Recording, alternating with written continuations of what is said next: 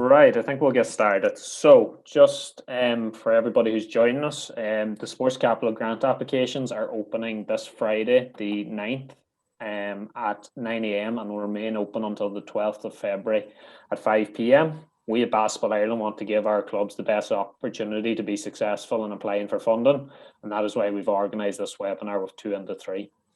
This webinar will deal with the equipment grant application, and we have another webinar next Thursday, the 17th at 7:30 as well, which will look at capital applications. If you're interested in signing up for that webinar, please email me at pcarr@basketballireland.ie. That's P for Paul, CARR @basketballireland.ie.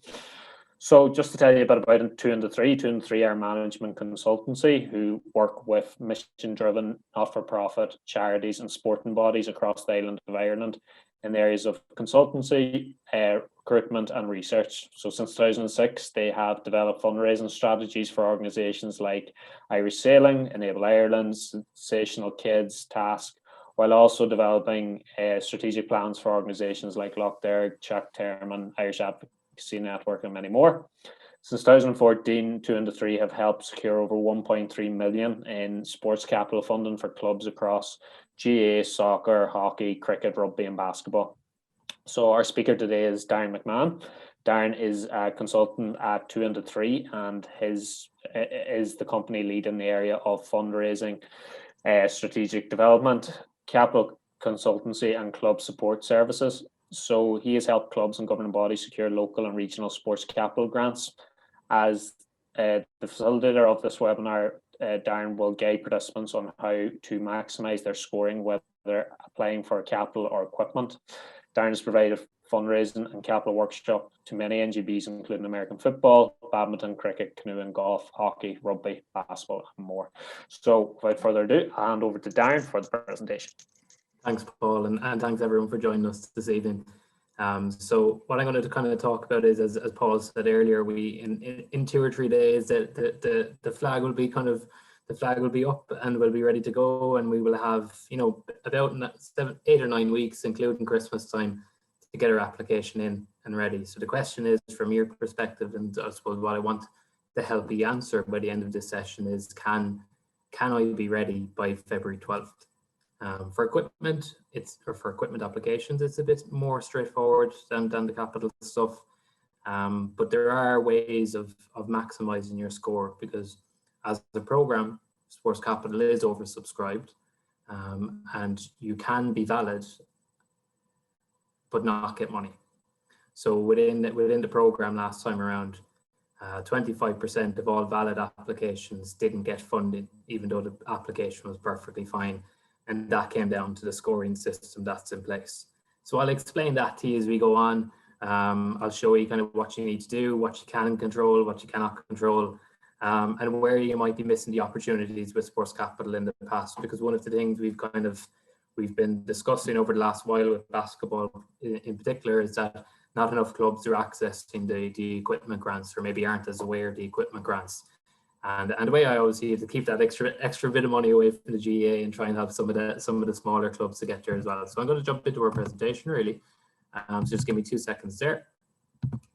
So I'll tell you a little bit about ourselves to start, who we are, 2 into 3 and stuff like that, and the work I do on a day-to-day and week-to-week basis. But then I'll talk to you about the landscape and how the kind of where the money goes for Sports Capital and why, which is important to know as well. And then it comes back to yourselves and really, what is it that you need and what is it that you want? And the sports clubs that are the most successful with Sports Capital and get their year, and get it most years, are the ones that aren't thinking about just this round, but they're thinking about the round in 22, they're thinking about the round in 23 as well. So just think about that long-term ambition of where you want to be and what you need, instead of maybe, Sports Capital, when it comes around maybe every year or so, it's never at the same time, and you'll always get a really short window to access it. So then depending on what you need to go out and get, how long will it take you to do it? And then at the bit at the end, which we always overlook is the drafting and the writing. And the invalidity rate in previous years was quite high, upwards of 40%, but it has come right down. The department have given more and more opportunities.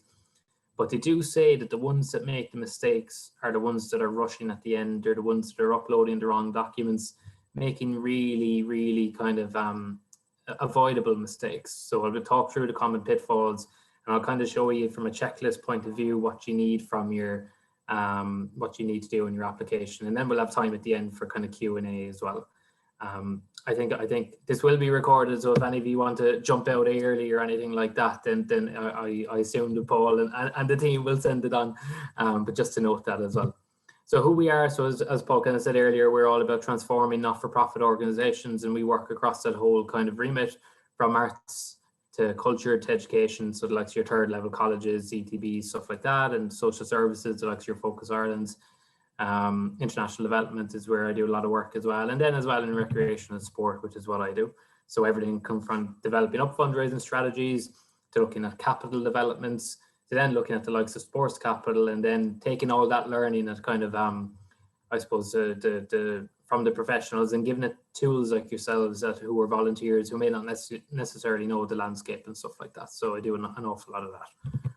Who we've worked with, as Paul kind of said as well, I do quite a lot of work across the island of Ireland, cross-border.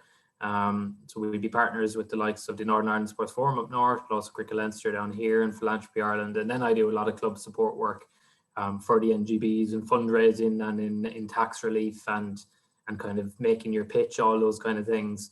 And then in sports capital as well. And I suppose over the last few years, we've developed up real kind of, I suppose, experience in doing these kind of grants and doing it with schools and different sports and stuff like that. So as Paul said, about 1.3 million over the past kind of 2 or 3 years.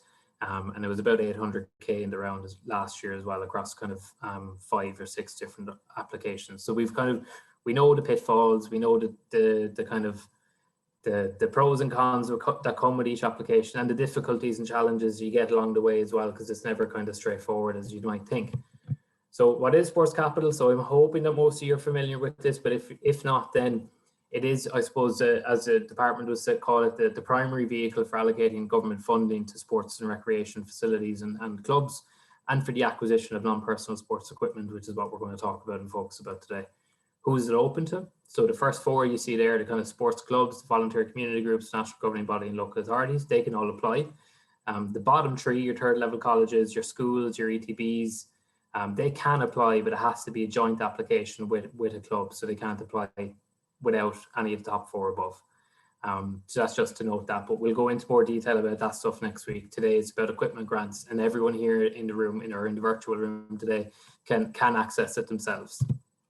So if you're not registered, where you need to go in your hub and your portal for everything Sports Capital is www.sportscapitalprogram.ie, and it brings you to a page that looks like this.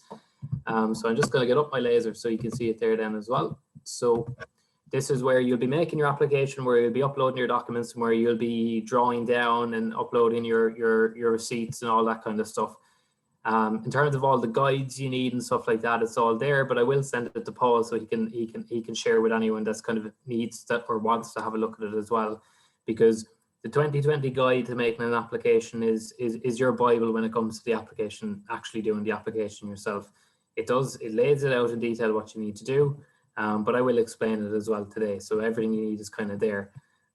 There is a deadline on registering as well. So if you haven't done that, what I would say is go out and do that tomorrow.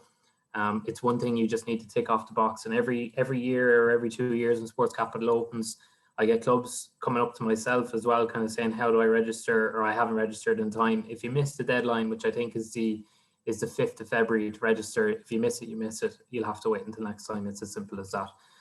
What else do you need to register? Down here at the bottom, you need a tax number from revenue. What does that mean? It means that you are an actual not-for-profit organization. There is no kind of obligation needed to get a number like that. You don't have to file accounts or anything like that. I get this all the time, but you do need to have a tax number from revenue. It's the department's way of proving that you're a not-for-profit entity and you're not a private company or something like that. So that's what they need. Once you get in, so you get to a page like this is your kind of portal. So you'll be applying for your grant here, and that button will be open now, or open on Friday. As well as that then, so you'll do your uploading. If you're unsure, because committees change from time to time and year to year, and information gets lost, your whole Sports Capital history will be here. You'll be able to view your past applications. For the likes of Sports Capital, you can't apply for something you've gotten funding for already in the last 10 years. So you don't want to be jumping through these hoops for something that you've already been allocated money for. And I remember even a year or two ago, there was a cricket club I worked with, and they went through a load of hoops. This was for capital development, but for a clubhouse. But they actually had money for it already, and they were deemed invalid, and they went through weeks of working for something they already had money for. So information does get lost. It's your direct line to the department as well if you want to send a query through emails and stuff like that. So it's your kind of one-stop shop. So if we were to talk kind of money, so last time around, there was about 52 million altogether for the local fund. So it's split into local and into regional. I'm not really going to speak to regional today. You're all in the local pot. So 52 million for local funding. If you're to ask me who gets top of the list, quite often it's the GEA.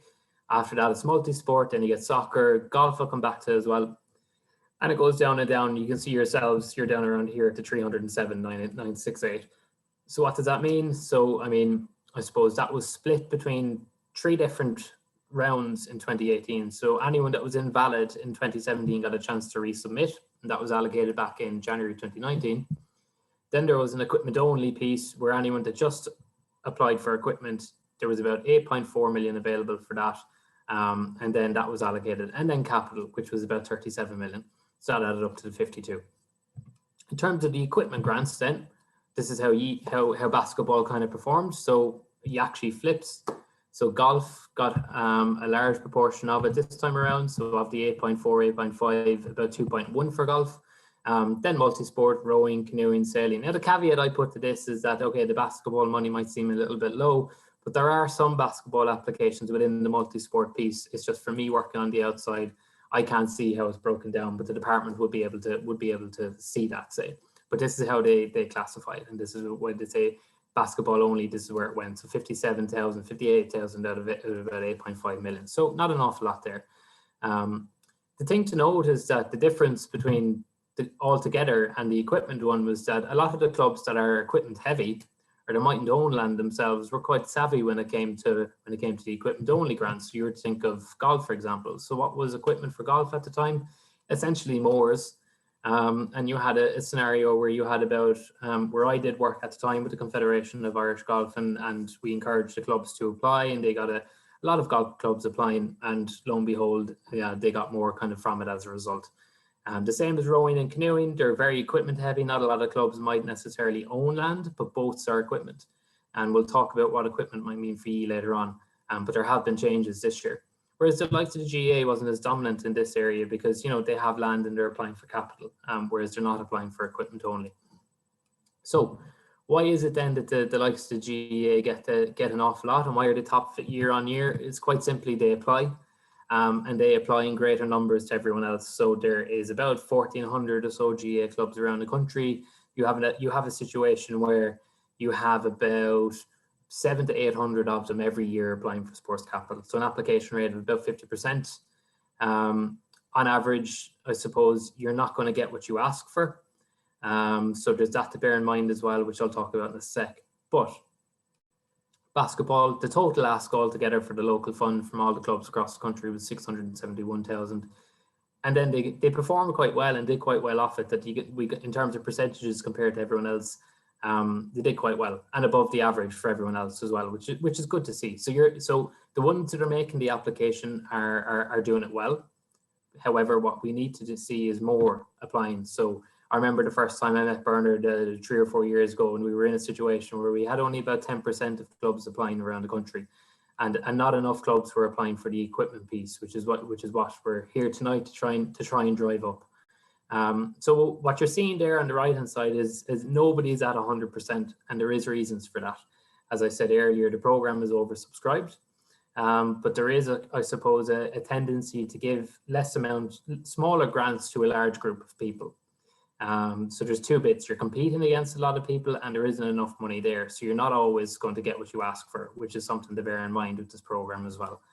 How does that work then when you look at kind of how the grants are broken down? So across the whole country, in terms of an ask, which is the green one you see there was only 215 asks for a total grant of the maximum of 150K. Of that, only 7 got it. If you looked at the next kind of tier then of 149K to 100K in terms of an ask, only 37 got it. And after that, then I suppose the rest was kind of divvied out at below 100k and once again below 50k. So why is it? So yeah, it's the department these days. If you're applying for 150, you're not likely to get it, and it's as a matter of fact as that, unfortunately. That you will probably, depending on how you score, get somewhere between 40 and 60% of what you ask for. The smaller grants then as well, so capital, which is what we'll cover next week, but there is a cap on capital if you don't own the land or if you don't have adequate lease, which is this tier here. So you're getting a lot of ones in this kind of, more applications in this tier, so that's kind of why that as well. They do allocate it then in terms of two ways: per capita, which means per person per county, and by demand, so applications per county. So we've no way of knowing before the round closes how many applications are going in each region, but you have to be aware that regionality will influence how much money you might get. So clubs in Dublin, unfortunately, have a better chance of getting what they ask for, where clubs outside of Dublin don't. The reason why is that in a Dublin setting, there aren't enough clubs applying, so they're more likely to get what they ask for. Whereas outside of Dublin, there's more clubs applying per head of population, and in a greater number compared to Dublin. So that means that the ask and what you might get isn't going to be necessarily the same. That's just unfortunately the way it is. It's how it's worked for it, and this is the kind of proof of it to say, for example, so the blue one there you see is the actual amount of money for the last four rounds that has gone to Dublin. It's below the national average. It's below the average even for Leinster considerably. So that's just the lay of the land. That if you are a Dublin club, you are more likely to get what you ask for. But the thing to note is if you're not in it, you can't win it. So you should still be applying. That's the way I'm kind of looking at it. So I suppose that's the end of the stats. And if people have questions on it later, I'm happy to answer questions on it. But this is just, it is what it is. That's the way I look at it. What can you apply for an equipment grant? So this year, in the past, you used to be able to apply for 150,000 of equipment grant. That's changed this year. And there will be a cap on it, unfortunately, because they want to give out more. So for maintenance equipment, you'll be able to apply for up to 30,000. You'll get a grant of up to 30,000. For general equipment, they'll give grants of up to 50,000 of what they've said, unless you're a national governing body. Does that mean your application has to be a 30 or 50? No, you can apply for more. You can be very conscious of what I told you earlier of the kind of you're not going to get what you asked for kind of approach. So it's a little bit about a wish list and stuff like that, and seeing what you can do. If you're a national, if it is a national or regional application, which often includes capital as well, it is 300k. It hasn't changed from the other year, but it is for you to understand that there is a difference this year with the equipment only grants, that they will be capped. And that's just the stance that the department has taken on it, and unfortunately it is what it is.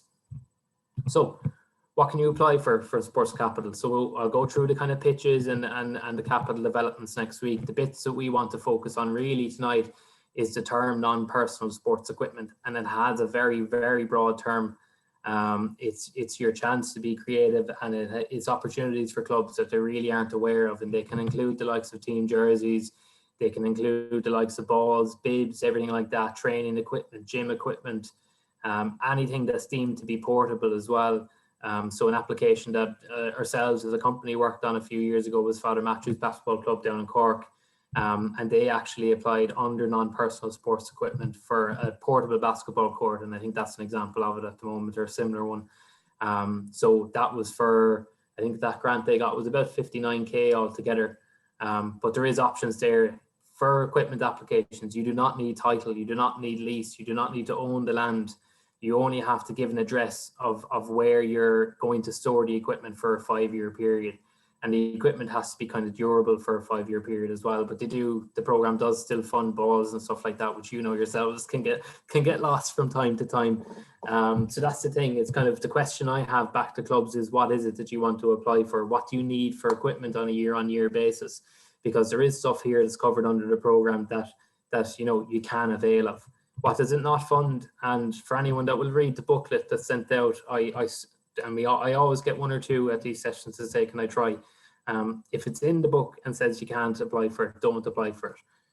So they would include the kind of viewing stands, stuff like that, children's playgrounds, anything to do with roadage, anything to do with car parks, they don't fund it. If you're down the country, you can find different things that may fund it. Local grants and European grants and leader grants and stuff like that will fund that stuff, but that has to be part of a wider kind of project. Any routine maintenance, anything like that, paint jobs, all that kind of stuff isn't included. Anything that really isn't deemed to be sporting in nature, and I know clubs over the last while have applied for things like tractors and vans and things for transporting children to games, and that it isn't covered. Anything that's kind of non-sporting related is kind of what you wouldn't kind of cover under this kind of a program. So what I suppose the next kind of thing I'd like to talk about then is just kind of myself and Paul have been having an over and back for a little while in terms of what's funded and what isn't funded. And Paul, as a development manager with Basketball Ireland, you see the clubs more, you know the ins and outs. Is there things, jerseys and stuff like that they are really, really accessible, aren't they? Yeah, I suppose that we have two questions in there, Ed, and I suppose you've kind of answered them. So the first is a facility classed as equipment, and I suppose you kind of touched on that it's actually capital, and that will be touched on in next week's webinar. And then the other one was our kits, sport kits deemed as equipment, and you've answered that they would be. So I suppose the other thing for basketball clubs that they're looking at, and I suppose the first one that jumps out when you say about paint jobs and things like that, the relining of floors, would that be deemed as an equipment to get them relined? Yeah, it's something that badminton clubs have been looking at as well, and it's one I would have to clarify as well with Michael and the team, but my gut would say no. My gut would say no, because it is on the ground. The department deem anything to be on the ground or in the ground to be capital. Yeah. And equipment has to be either portable or usable or not fixed, is the important bit to kind of say there. I suppose there's a few questions coming in of what is capital. Capital is something that's fixed into the ground. It's the likes of a clubhouse, it's the likes of a facility, pitches, even goals, or even on the side of a basketball court, if the hoops are physically on the wall, that's capital because it's fixed. Whereas non-personal sports equipment would mean is that if the hoops are portable and on wheels and can be wheeled in and wheeled out, that you can get funding for under equipment. Perfect. Same with your scoreboards, Paul, as well. If it's on the wall, it's capital. But if it's a portable scoreboard or a portable timer or something like that, that would be non-personal sports equipment. Yeah, so I actually had a question on there about scoreboards. So I suppose the other thing to maybe ask about that, so as you say, if it's fixed and it can't be moved, it would be capital. But if it is something that you have stuck to the wall, but it's able to come back off, would that go down as equipment then, that you can still portably move it if you have to, but for storage or for aesthetics, it is on the wall? Yeah. Grand. The other one then, so I suppose when you were talking about the lines, resurfacing of an outdoor court, that would be similar to probably the lining of an indoor court, as you said, with not being it, that would be more capital. And then the other ones is so drop down hoops. So if they're fixed on the wall, you're saying they would be capital, is it? Yeah, if they're fixed, they're capital. Yeah. And then actually one that I've talked about a few times to clubs is floor polishers. So I know a lot of courts up and down the country, well, they'll tell you, that one of the hardest things is trying to keep the dust off floors and making sure they're not slippy, especially when they're sharing a facility. So would a floor polisher come under equipment? It could very easily, yeah. As I said, there's a lot of leeway with this non-personal sports equipment, and if the likes of a golf club can apply for more, then why can't the basketball club apply for a polisher? I saw a question in there earlier about what's the difference between maintenance equipment and general equipment. The likes of a polisher would be maintenance equipment, say, whereas general equipment is something that's used in the activity of playing the game, say, so you're like your jerseys and your balls and stuff. The other thing to note this year that's included, or that the department have openly said, because there was a question mark over it for the last few years, is portable storage containers and stuff like that. So the department are allowing this time for storage containers to be under equipment, It can't be fixed, so it can't have a foundation, and it can't be larger than 25 meters squared either. But there is, I suppose, for any of you clubs that are playing out of the, out of the school maybe premises, or out of a kind of a hall or something that you don't have storage, I suppose, facilities in, you can apply for the likes of storage containers now, where you can keep your equipment, so to speak. Yeah, I suppose one of the things we'll probably touch on later is when you're trying to get something. So if it is, a portable basket, they ask you to supply numerous quotes. And I suppose one of the questions in here is, can you make the case for the most expensive quote? So if you have 3 baskets, but you want the one that's going to cost the most, can you argue that you need that one over the cheaper alternative? Yeah. I suppose, like, the department and the civil servants just want good reason, and they want good value. But if you know why, and your justification is solid, that's the way I always kind of look at it, is that you're perfectly entitled to pick the one. It's the reason for the application, you only need 1 quote, but when they go and make you do the 3 quotes upon success, is that they just want to see that the price you're getting is competitive. And if it is within 50 quid or something like that, and not bonkers money, say, that it is, the general one is 100 quid, and then you're applying for one that's 500 quid. You just want to have justification. So that's all I'd say on that, really. Perfect. Is there a basic rule of thumb as to what an application might get exactly? Plan for getting 7% of what you ask for. So I suppose that's something Michael actually touched on when we had him out in the arena, and you'll probably expand on, is what he explained to me was always go for the maximum, because the formula they use, you'll never get 100% of what you want. So if you ask for the more expensive thing, you have more chance of getting the thing that you actually want. Yeah. So the way this works is that when you start doing your application, and you start getting your documents, which we'll go through in a minute, but you'll be asked to put them in order of preference of which one you want, which one's number 1 and which one's number 10 or which one's 15 or whatever. And same as what Michael said, you start with the expensive one. When you get allocated money, the department will give you, this is what you've got. They won't tell you that you get this piece of equipment, this piece of equipment, that piece of equipment. You'll just get a sum of money, which is yours to use as you see fit after that, which you say to the department, okay, look, I'll get the jerseys, I'll get the storage container, and I'll get the portable or the polishing machine or whatever. That's what you say afterwards, what ones you're going to go get then, and the rest of them, they can be the application for next year or whatever. Perfect. Another question that comes in commonly, and clubs aren't going to like the answer to, is, can clubs apply for equipment and capital? Well, one application is one application, unfortunately. So you can't be making more than one application. And it says, unfortunately, that is what it is. Capital is, and we'll talk about it next week, is different, because the applicant for a capital project is the landowner, which sometimes isn't at the basketball court, or the basketball club themselves. So there's pros and cons with that, which we'll go into detail with next week. But no, it's one application per round. Yeah. No, I know, and it's probably something you'll touch on later, is you can put in phased applications.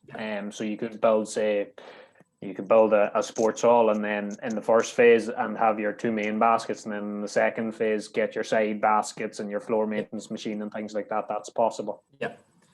Because particularly down the country, the department know and acknowledge the fact that you won't necessarily get what you ask for.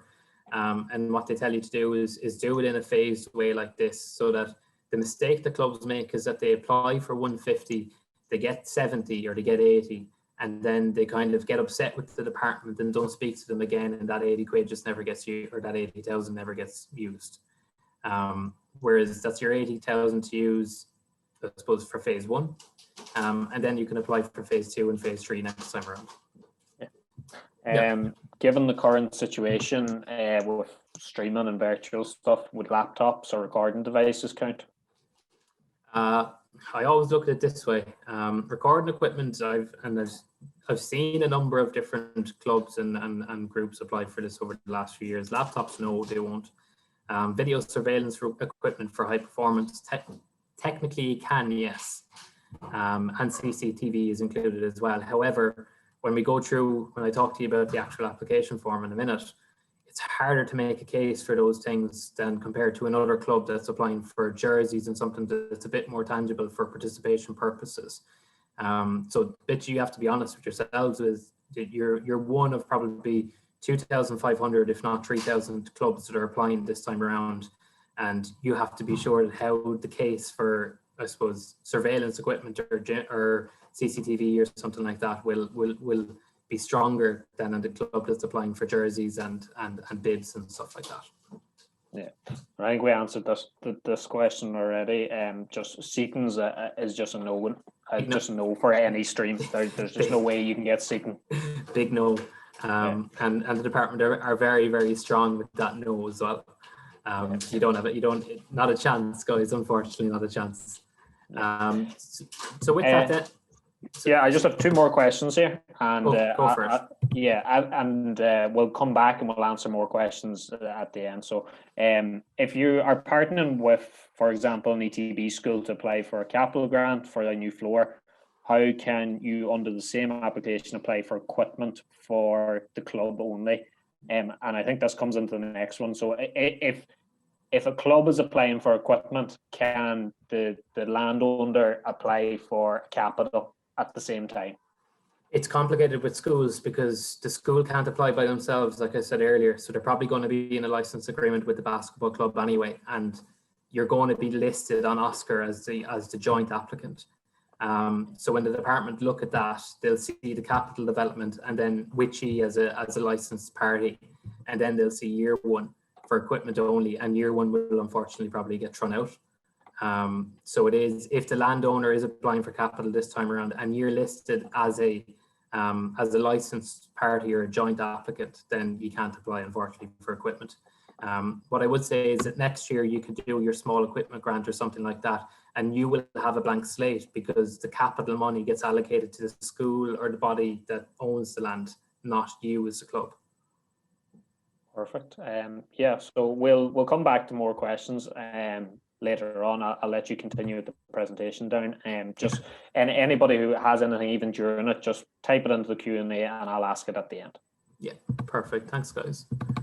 So there's 6 ways then that the department are going to grade your applications. Your application will be first of all, they'll do one thing to see is it valid? Have you done the form right? And then once they've verified that, they'll score you. And the 6 criteria haven't changed year on year. The only difference is that the weightings for each of these has changed every year, and we won't know anything about the weightings really, or know too much about the weightings until closer to the round closes, unfortunately. But what we do have, we have the up-to-date 2018 ones, we have the review from the 2018 program, so we get a sense of where the department is looking again this time around. So that's what we share with you. So the first one is kind of the one they look at is the likelihood of increasing participation and improving performance. So that's your project descriptor. And you essentially get 800 characters to describe the project. I'm going to leave that one till the end and come back to it because there's different dynamics there. There's a lot of marks going for that one, and I want you to make sure that you have everything you need for that one. So the second one then is sharing, and this is valid for equipment applications as well. So the only way you can score marks for sharing is through what's called the license agreement, and it's a little bit different for equipment applications because you're only using the equipment for a 5-year period. But clubs can score under sharing and true license agreements for equipment if they draw up a very small one-pager or 2-pager license agreement with other community groups or other kind of maybe clubs that might be using the equipment as well. So there's options there.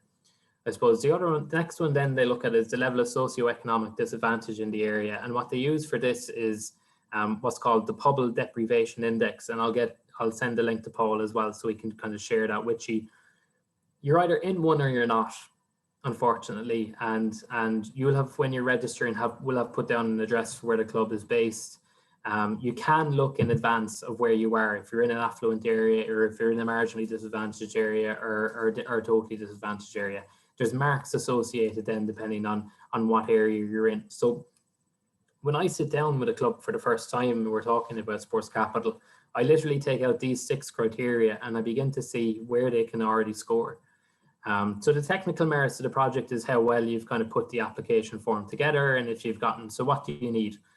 So for equipment applications, you need either a letter from a supplier that lists out all the different equipment pieces in detail, broken down bit by bit and piece by piece. And with the likes of VAT included and small things like that as well. Clubs ask me, should I include the VAT? Yes, you should include the VAT because it's going to be added on.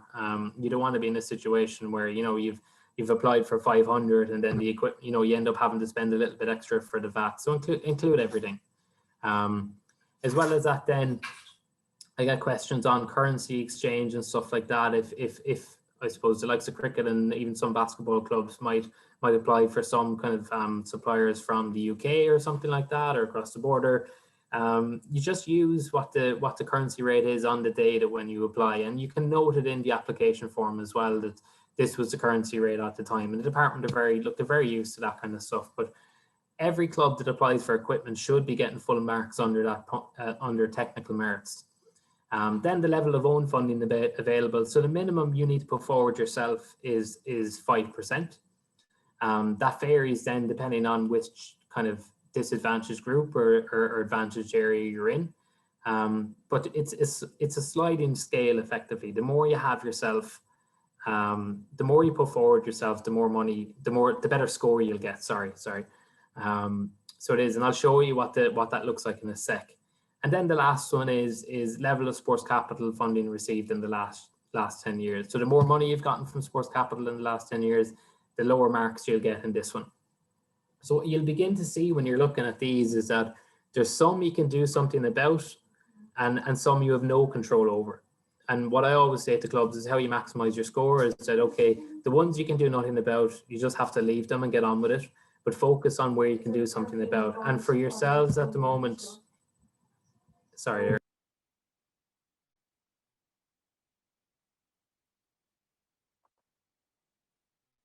Sorry guys, sharing apartments is always fun. But yeah, so the more you've gotten the last 10 years, the less score you'll get. So what we need to look at is sharing, what you need to do potentially to get marks there. What we need to look at then is technical merits and how you put the application form together and where you can score different kind of marks, because this is really, really important. The bottom 25% in every county won't get something. So you have to ensure that you won't be there. Then as well, it's kind of, okay, the amount you might receive then will be depending on how high the score you get. And I've seen last time around, the highest score you could get was about 137. I've seen clubs that have got, you know, you need to be hitting high 80s, 90s, even 100 to guarantee yourself to be in the top 75%. It is that competitive. So in terms of the kind of quotes and stuff like that, what do you need? So it is something as simple as Darren, sorry, yes. Sorry, just before we move on, just a quick question I have there, and it's something that clubs have come on the level 3. So with that there, a lot of our clubs would rent numerous different facilities. Some clubs would be in 5 different facilities. So when they're putting down their home address, does it have to be the home address, or when they're putting down their address, does it have to be the address that the equipment and the capital grant and all that's going to go into? Or can they put down a home court but develop another court that they're renting in terms of if one is in a more socioeconomic disadvantaged area to the other? Yeah. The department say that what they want to see is the clubs put down where the equipment is going to be stored for the 5-year period. Now, we all know that clubs might play different games, and yes, there are clubs that will if they are in multiple areas, maybe they might put down one that's in a slightly more disadvantaged area. They might do it. But I suppose the caveat I put to all of this kind of stuff is that it is state funding, and you don't want to lead them on too much.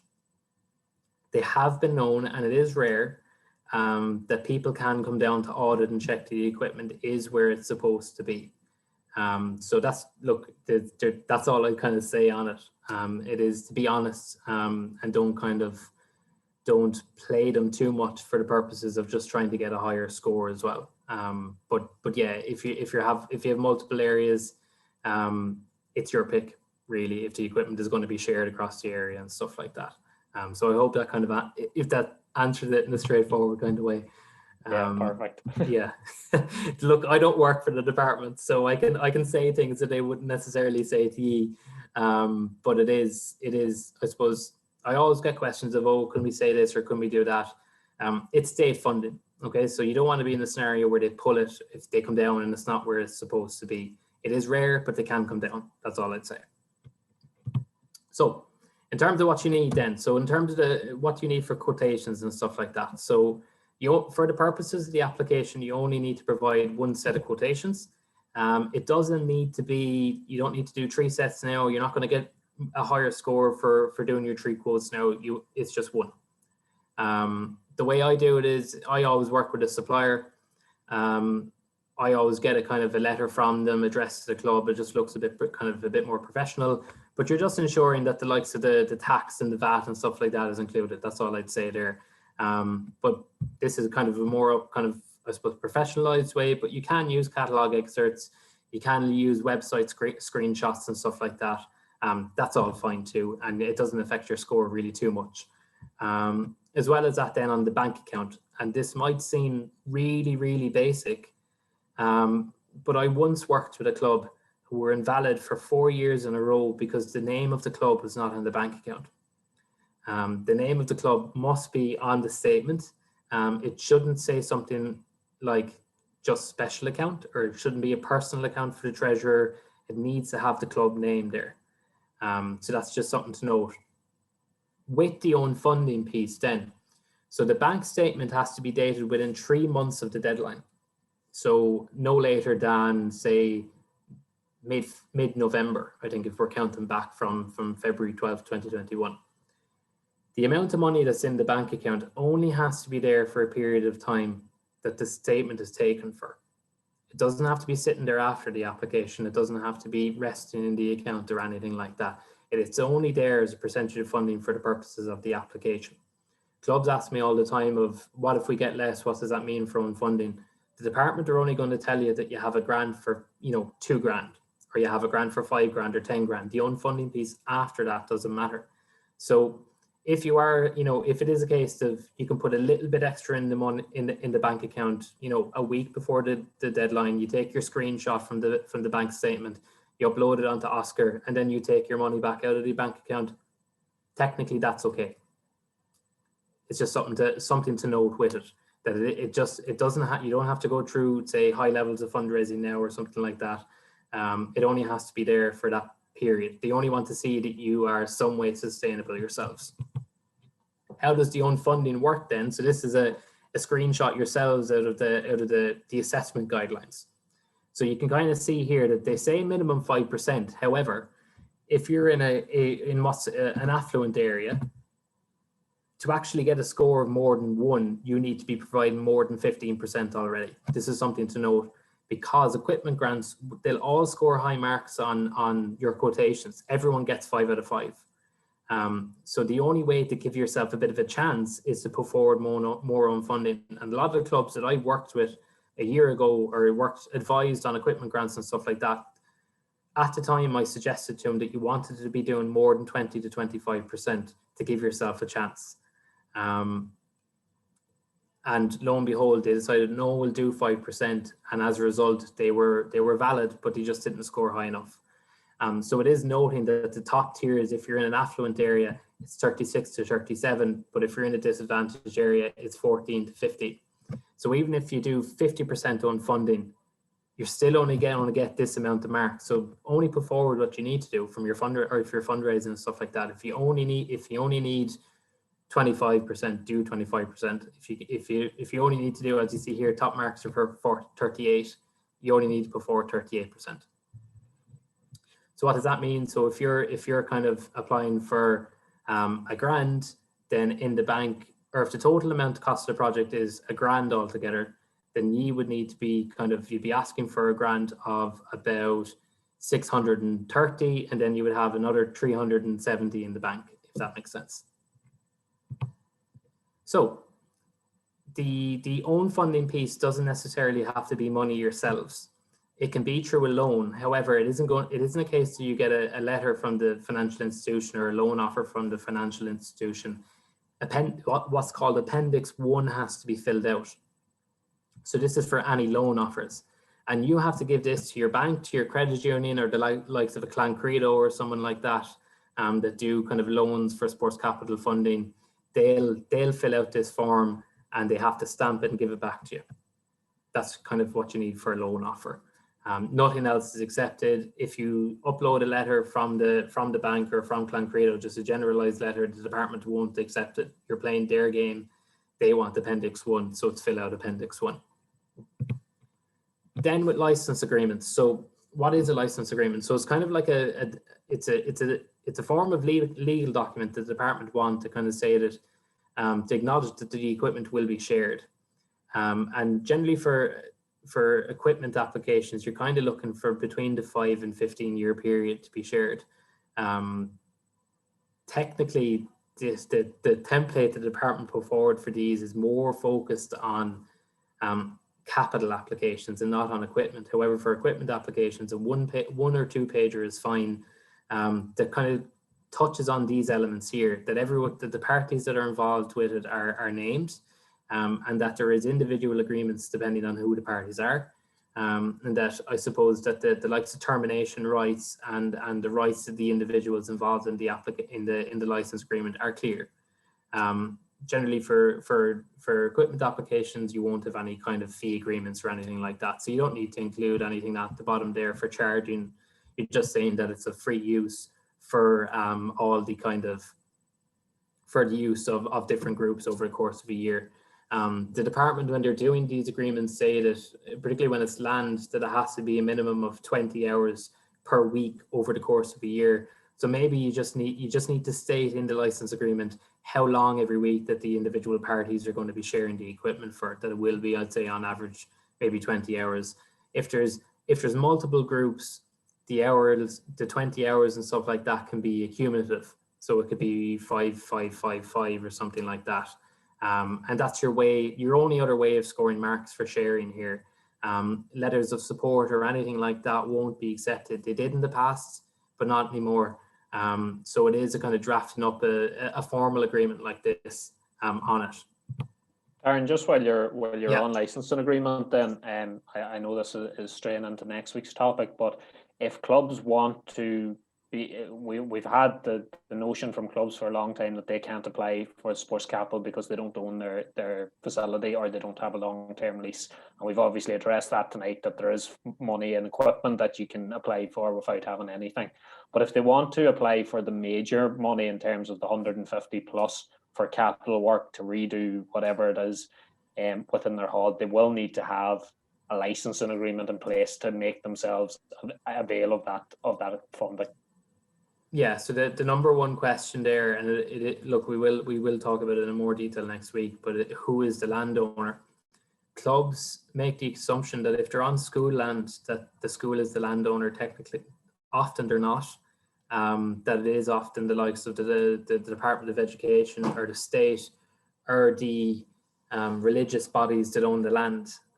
So there has to be license agreements drawn between yourself and the school, but also that the lease agreements have to be acknowledged between the school and the body that owns the land. All of those parties have to be registered on OSCAR, and that the main applicant is the landowner. And to give you an example, a few years ago, we did an application with Loretto Hockey Club in Dublin. The main applicant there was the Institute of the Blessed Virgin Mary, or commonly known as the Loretto Order. The school was operating on that land through lease, and then the hockey club was playing on the school pitch through license agreement. And when you start going down this road, I don't put any club off it, actually, I encourage it, but you have to be more patient. And school bodies and management bodies, and particularly maybe religious orders and the Department of Education, can slow it down. It's quite bureaucratic, it takes time. And particularly, there's the difficulty with the license agreement is that you might agree the hours and you'll agree the terms of the overall terms of the agreement, but the bit at the end always comes down to money, and particularly on maintenance. Does the school maintain the court? Is it the responsibility of the basketball club, or is there a fee involved, or is it for free? You don't know those things without going into detail of who the school is or who the landowner is, or what the kind of what the relationship is there with them. The GA are very good with doing this with schools, but they don't charge any kind of maintenance fee or anything like that. They're just happy with the school cutting the pitch and stuff like that. So when it comes down to like maintaining the court, I'm not a basketball player myself, unfortunately, because I'm about 5'2", but I suppose who's polishing the court, who's maintaining it if it gets warped on a year-on-year basis, who's going to cover that cost. So those are little things that need to be within the license agreement that sometimes take a bit of time to thrash out, because when a school is involved with this, their solicitor will be involved, and it's a slow process, Paul. If you understand me, it's harder. You know, it's when you're kind of getting, can we be ready by February? When I do work with schools, it's always these agreements that we go straight down to the wire with. Sometimes the planning is easier than actually getting these agreements done. Perfect, thank you. So then you kind of have to bring it all back in terms of the 800 characters, which is really, really hard to do. So the department break this down in kind of four different ways. So how the project is going to increase participation and improve performance, how it's going to aid accessibility or people from disadvantaged areas or disadvantaged groups. They have one mark then on the area you're from to bring it back to that disadvantaged area piece. And then they have another mark there on membership fees. The disadvantaged area piece you can't do anything about. Your membership fee you can't do anything about, but you can state if you have different options like, you know, OAP or family discount or unemployment and stuff like that, but they tend to just take an average figure for you. That average figure was at €100 for the year, and if you were above €100 you got 0, and if you're below €100 you got 1. They'll ask you, and there is a drop down when you're doing the application of what your membership fee is and more details about it. So just to note that, look, you can't do anything about it. But I suppose when you're looking at totting up your score, then it is something to be aware of. So then I suppose the 4 marks, or around 4-6 marks that they give for increasing participation, improving performance. So it isn't just a case that you'll say we will increase participation and improve performance. So what do I normally use in this? So I look at my membership breakdown. What's the breakdown from male to female? Can we do it by country of origin? Can we do it by New Irish? By getting this new equipment, are you aiming to increase your participation rate by like 20% or something like that? Because the way I kind of do it is, this is the number of jerseys we have per player. This is the number of gym equipment we have per player. If we get more, we can project that we have we're going to increase our numbers by this. It's a little bit aspirational, but if you're looking to get better marks here, this is how you do it. The second bit with that then is accessibility, and the department more and more in recent years prefer applications or take a greater liking to applications that will reach out to people with disabilities, that will reach out to marginal groups, minority groups, stuff like that. And they have 4 specific marks under this 800 characters piece for how you're going to reach out to disability groups and accessibility. So even if you're applying for gym equipment, say either 1 in 3 pieces of equipment have to be accessible for those with disabilities. It is something just to note in the application that where clubs fall down on too often is with this 800 characters, that they're not descriptive enough and they're not going into the details about their club membership and who is actually using the equipment. What is the overall benefit of it? So it is really, really kind of important to note that there.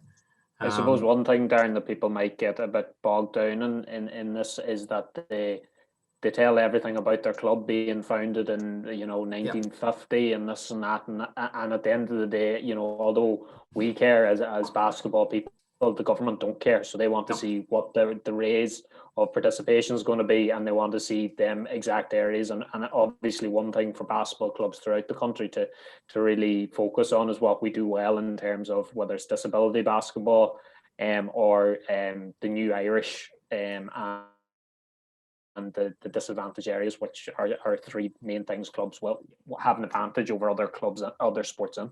The New Irish piece in particular is really, really important, and clubs and sports are beginning to see the benefits of describing projects in this way. Cricket is another sport in particular that the scores really, really highly here because they focus the application on the New Irish piece and bring it back to their players. So say like even in like Cricket Leinster will have a figure that 75% of all their players in the Leinster region are New Irish, and that kind of stuff goes into the application form of all the cricket clubs in Leinster, say, for example. So for yourselves, it is to take a step back. And when I meet a club for the first time and we're looking at this, I always do this 800 character piece at the very, very end, because, you know, you can sit down and it's just words, you know, it's less than 2.5 tweets. So it's something you need to give a bit of, I suppose, thought to, put a bit of consideration into. It isn't just a case, as Paul said, just putting down your history and stuff like that. If you do that, you won't score high here. And it is common for clubs to get, you know, 4 or 5 out of a possible of 12. And that's, last year it was a weighting of 3, I think. So that was, you know, if you're scoring a 4 by 3, that's 12. You're nearly missing 20 marks already, potentially. So that's just, it's just to note on that piece then. So I suppose when you're looking back and you're thinking what you need in terms of equipment, and I'm trying to sum it up for you, sit down as a committee this week and decide what it is you want. I find it working from clubs that doing the wish list is something that we tend to squabble over. So do agree early on what you want to apply for. Go off and get your quotations, so your catalogue excerpt, or from the supplier or from the website and stuff like that. Ensure that the bank account that you're applying under is in the club's name, and that you make the decision then of either the minimum 5 or up to 38%, but check your area, check the Public Index, see what area you're based in, so you can, you know, you're a bit more strategic, you're tailoring your application, and you know what mark you're going to get. This is a kind of, I suppose, when you're looking at clubs or who being savvy with sports capital, they're doing their score long before they even put in the application. And then ask yourself, you know, can we share the equipment, and is there groups? Like, these could be scout groups, they can be community groups, they can be volunteer groups. You don't necessarily have to be sport. That you may potentially share the equipment with, or share the balls with, or the feeder machines, or the portable stuff, anything like, or the storage, even the storage container. If you put in a license agreement and say that other groups are going to use it, you'll get a score there. And that really increases your chances then of getting more of what you're asking for. Then when you're coming to the 800 characters, it's not about you as a club, it's about the benefit. Who's benefiting, where are they from, what's their gender, how are you going to increase your participation? This is how to look, it's buzzworthy, you mightn't like it, but this is how the department work, and this is how you're going to score high. And I always say at the end is that you know, there's actually going out and getting the forms and doing that kind of stuff, but do ask someone to, once you put up everything onto Oscar and uploaded it, ask someone to have a look at it. Make sure that there isn't something uploaded twice. Make sure that that you've done your calculations right. Make sure that, you know, there isn't these little details that the department might come back emailing you to clarify and stuff like that. So to ask someone to, and with the 800 characters as well, you don't want spelling mistakes or anything like that. So just get someone to proof it. It's just fairly straightforward. I always ask one of my colleagues to go through every application I'm doing, just to make sure that, you know, I've hit the nail on the head, or I might think something sounds great, but, you know, to someone else, it doesn't read that well. So, because you always be aware that you are one of 2,500 or 2,600 or even more applications. You want those words to stand out on the page. Every sentence nearly needs to be gold, if that makes sense. So yeah, so just to keep it in mind when you're doing an equipment application. So the link is there. I'll send it on. What I would say to you is, this is in its essence project management. So if there's a group of 2E that can go out and do it, set your weekly milestones and just get working on it. The stuff you can do between now and Christmas is really, really crucial.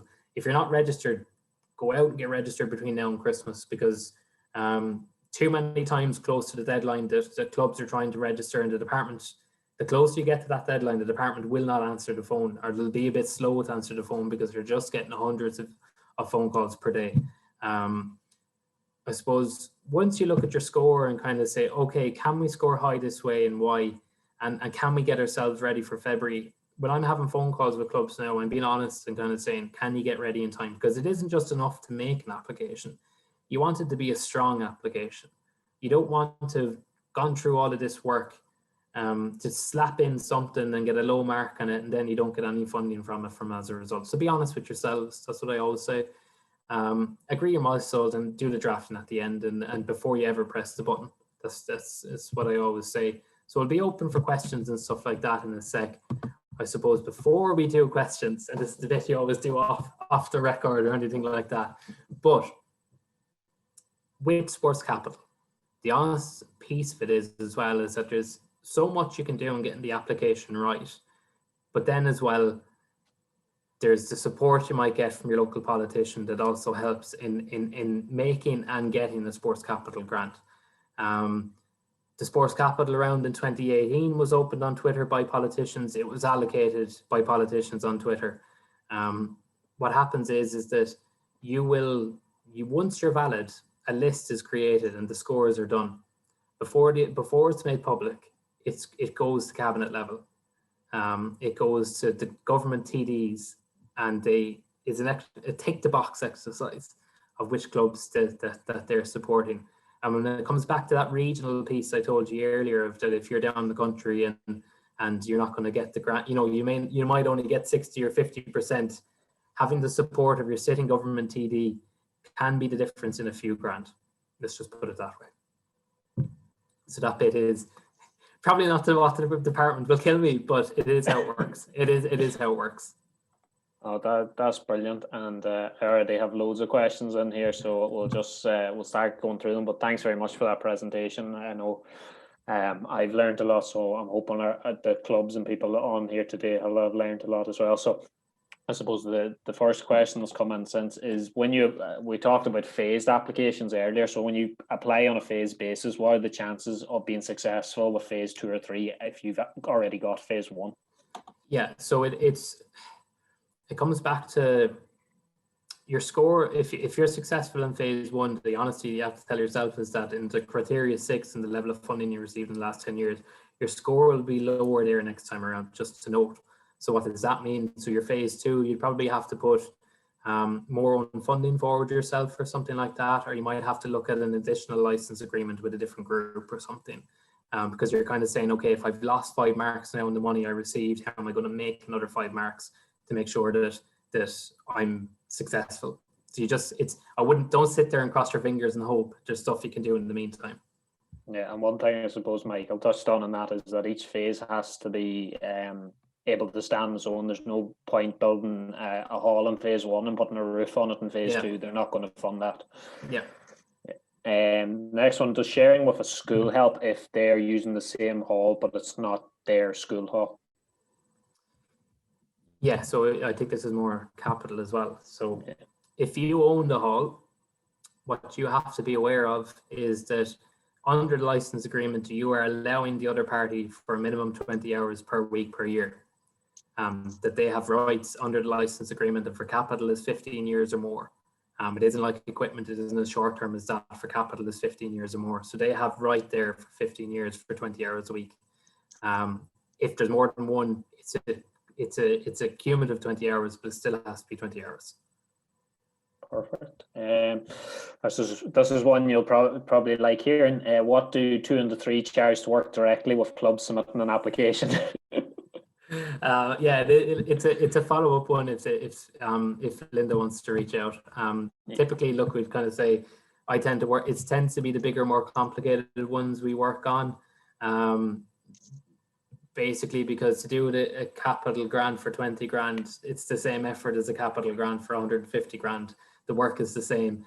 But I'm happy to have a follow-up question with people on that if you want then. Perfect. That's brilliant. I can put people in contact with you if anybody wants. So if a joint application for a capital grant with a school, do you need a joint bank account with the school, or is it the school bank account? So I suppose that goes to the capital and who the landowner is again. So it would be the landowner's bank account. You can have a joint account because all parties will be registered on OSCAR and part of the application. There'll be a drop-down menu where you list the other parties that are involved. So if there is a special bank account that's created for it, then or joint account that's created, that is okay. You can just have it in the school's account as well. That's perfectly fine. The department would just tell you that if it is a joint account, that it's noted maybe who it is, that kind of way, that it doesn't just say special account or something, that maybe the parties are listed, or if it's if it's presentation in basketball, but then it might say pres and bass or something like that, just so the department can make sense of it. Yeah, Perfect. I suppose this is one that has probably come up now because of COVID. Is can you have too much money in the bank? So I suppose a lot of clubs this year might have got money from the resilience fund that they haven't spent yet, or might have taken in membership fees that haven't gone yet. So if they're submitting their bank accounts and they have loads of money and that hasn't gone out yet, does that go against them? No. When you upload your bank statement, there's actually a drop down as well that says how much funding you're willing to put forward for the application. That's the figure that the department judge, not what's in your bank account. And people might think that the department will judge. They won't. They don't care. If anything, if you've more in the bank account, they'll probably prefer it because it shows that in terms of sustainability that you can be trusted in terms of funding.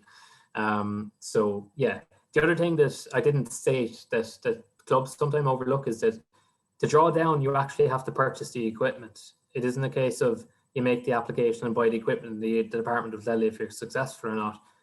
You'll apply, the department will tell you if you're successful or not, and then after that you can acquire the equipment. So just to state that it is you buy first, then draw down. Yeah, so as you said earlier as well, you touched on loans and Clan Credo and stuff like that. So if you are getting 30,000 worth of equipment and you don't have the 30,000, you would have to take maybe a loan out to pay for it, and then once you submit your receipts and your bank account of the money leaving, then they pay you the money after that, isn't that right? Yeah. And then there's a difference between a general sports capital loan and then as well that's called bridging loans, which is slightly different for if you're successful and you need quick money to buy the equipment. You can get the Clan Credo are great for bridging loans where you'll just get it in principle. You can use that money then to get the equipment, and once you get your drawdown from sports capital, that you can give that money back to Clan Credo. Then it's called bridging loans. It's prior when after you've done your application and you're successful. I think we touched on this. You can have a license agreement between a club and a school, and you can have them between a club and a community centre or everything else. Yeah. It all just depends on the landowner and getting the right licensing agreement with them, isn't it? Yeah, and the license, if it's an equipment license agreement, it can be with anyone. The department really like it when it's the likes of, say, disability groups or men's sheds or Paralympics. If you've the Paralympics, say a club in the area or something like that. Same with like maybe Special Olympic groups and stuff like that, because of the wheelchair basketball that a lot of clubs are doing around the country as well. When you're coming back to link that to your 800 characters then, and that really gives your scoring or your wording a chance of getting very high marks there. Yeah, and that's something we're obviously pushing. We'd like our clubs to make more of an effort, and a lot of clubs are making great effort, but just to reach out to your Special Olympics clubs and your IWA clubs in the area and link as much as possible, because it's just a win-win for everybody. Is there a need for a licensing agreement for kits if you're just getting kits or applying for just kits? No, again, there's no need for a license agreement. It comes back to, how high you might score. And I suppose when I was showing you the criteria for equipment applications, it's quite restrictive. That you only have wiggle room on the wording, you only have wiggle room on own funding. You can't do anything about the money you've gotten before from sports capital. You can't do anything about your area. So the only other thing you can get additional marks for is sharing. So when I showed you earlier the stats and that for equipment grants, the golf clubs got a load of money because they just did agreements with each other for the moors. Rowing and canoeing got high because they all had these agreements for sheds, and they all had these agreements for storage containers and their boats. So that's why they're higher on the list for the equipment grants, is because they were just it's playing the scoring system to suit yourselves really. Is a portable basketball court classed as equipment? Yes. And I think you said Father Matthews were successful in getting that. And I know they have a great facility down there. Let me see now, where am I? What does once-off entrance fee mean if we have annual? I'm not sure. Oh, sorry, hold on, apologies. What does a once-off fee mean if we have annual registration fee plus weekly payment? Do you need to include the weekly fee? this term is more classified towards golf clubs, that for membership that they'll charge an additional, some clubs would charge an additional 1,500 to $5,000 for new entrants. That's what a once-off entrance fee is. It isn't that if someone's coming and renting the hall for 20 quid or something like that, I wouldn't be worried about. Okay. There are localised grants falling under the county councils. Are these voided by applying for this one? And is there a crossover at the top of it? So I suppose the question there is, if you're applying for different grants, will that put down your level of chance of getting this one? You'd have to check the terms and conditions of the county council grant, to be honest. Some, I suppose, if you're applying for capital under this, you have to prove you have the rest of the money. So if you're applying for 150, if you're applying for, say, 250k, the total cost of the project is 250k. You're applying for 150k under sports capital, and you have to provide or show evidence of an additional 100k. It isn't that we will have an additional 50k from the county council and then we'll provide 50k ourselves. You have to show the outstanding balance. So in terms of divvying up, it's harder to do for council grants like that, to kind of break it up.